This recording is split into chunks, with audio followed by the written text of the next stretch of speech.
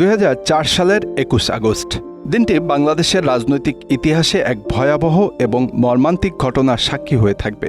রাজধানী ঢাকার বঙ্গবন্ধু এভিনিউতে বাংলাদেশ আওয়ামী লীগের জনসভায় ঘটে যায় এক ভয়ঙ্কর গ্রেনেড হামলা। এই হামলা শুধু একটি রাজনৈতিক দলকেই নয়, বরং পুরো জাতিকেই কাঁপিয়ে দিয়েছিল।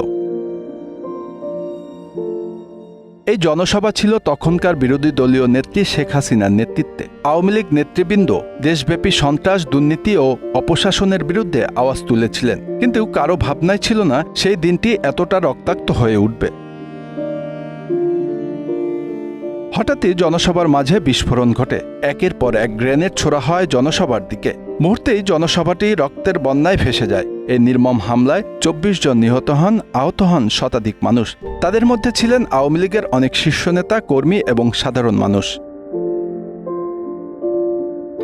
শেখ হাসিনার জীবনের উপরও ছিল এই হামলা। তিনি মৃত্যুর মুখ থেকে ফিরে আসেন, তবে তার নিকটস্থ নেত্রী আইভি রহমান সহ অনেকেই এই হামলায় প্রাণ হারান। হামলার এই নির্মমতা দেশজুড়ে তীব্র ক্ষোভের জন্ম দেয়। এই গ্রেনেড হামলার মামলার তদন্ত শুরু হয়, কিন্তু শুরু থেকে এই তদন্ত বাধাগ্রস্ত হতে থাকে। অনেকেই বিশ্বাস করেন এই হামলার পেছনে ছিল শক্তিশালী একটি রাজনৈতিক ষড়যন্ত্র। বিএনপি জামাত জোট সরকারের সময় এই হামলার সুষ্ঠু তদন্ত হয়নি বলে অভিযোগ ওঠে। 2007 সালে তত্ত্বাবধায়ক সরকারের সময় পুনরায় তদন্ত শুরু হয় এবং প্রমাণিত হয় এই হামলায় জঙ্গি সংগঠন হরকাতুল জিহাদ বা হুজি এর নেতারা জড়িত ছিলেন। 2018 সালে আদালত এই হামলার সঙ্গে জড়িতদের বিরুদ্ধে রায় ঘোষণা করে। বিএনপি নেতা তারেক রহমান, যিনি বর্তমানে লন্ডনে অবস্থান করছেন, তাকেও এই হামলার ষড়যন্ত্রকারী হিসেবে উল্লেখ করা হয়। আদালত তাকে যাবজ্জীবন কারাদণ্ড প্রদান করে। এই রায় দেশের রাজনৈতিক অঙ্গনে নতুন করে উত্তেজনা সৃষ্টি করে।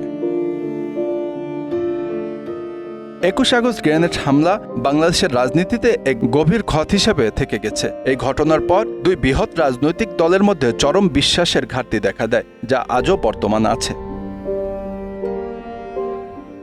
এই হামলা শুধু একটি রাজনৈতিক হত্যাকাণ্ড নয়, বরং দেশের গণতন্ত্র ও মানবাধিকারের উপর একটি আঘাত ছিল। এই হামলার বিচার শেষ হলেও এর প্রভাব থেকে বাংলাদেশ মুক্ত হতে পারেনি।